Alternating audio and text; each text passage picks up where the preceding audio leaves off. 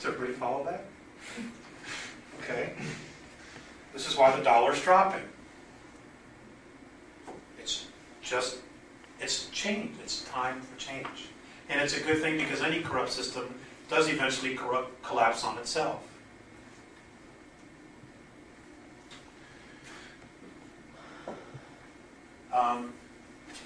There's also a possibility that by the end of the year, and it could be triggered by this financial crisis, that the President of the United States, whether it's Gore or whoever it's going to be, will declare a state of emergency. Now, how many of you are familiar with Executive Order 11490, signed by Richard Nixon in 1972?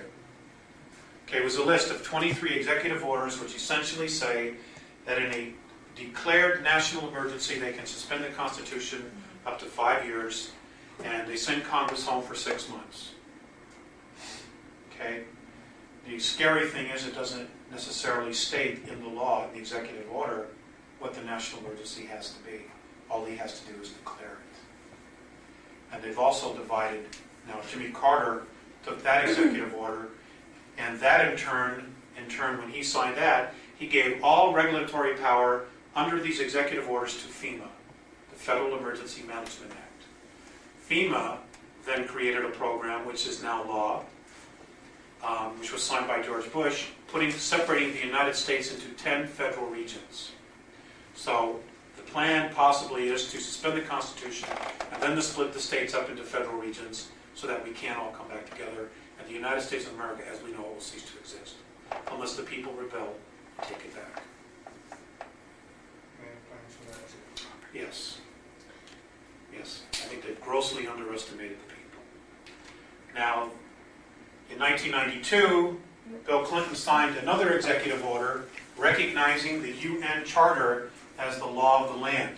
Technically, we no longer have the Constitution as the abiding law of the land. In 1992, it became the United Nations Charter, which is why the United Nations is sending our troops and dictating where our military troops go.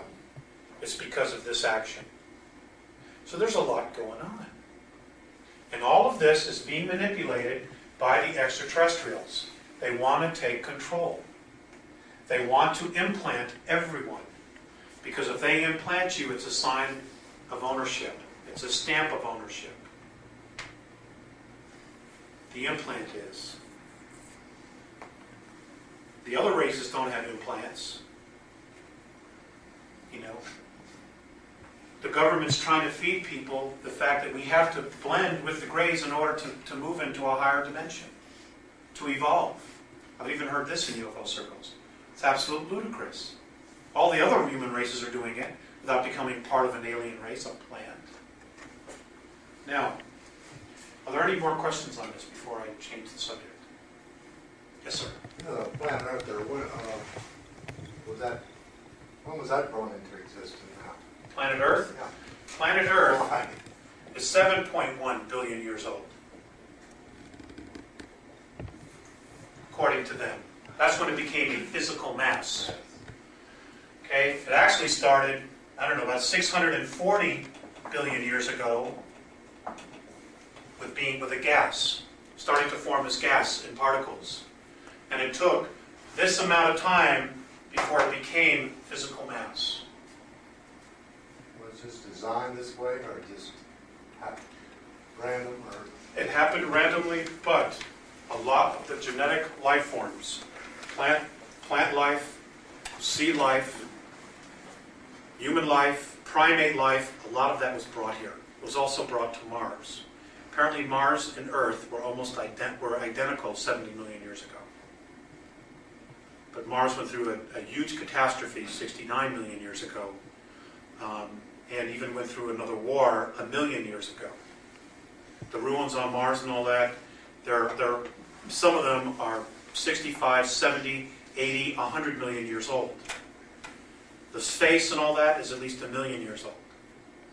Now, according to the Andromedans, the face belongs to a group of Orions.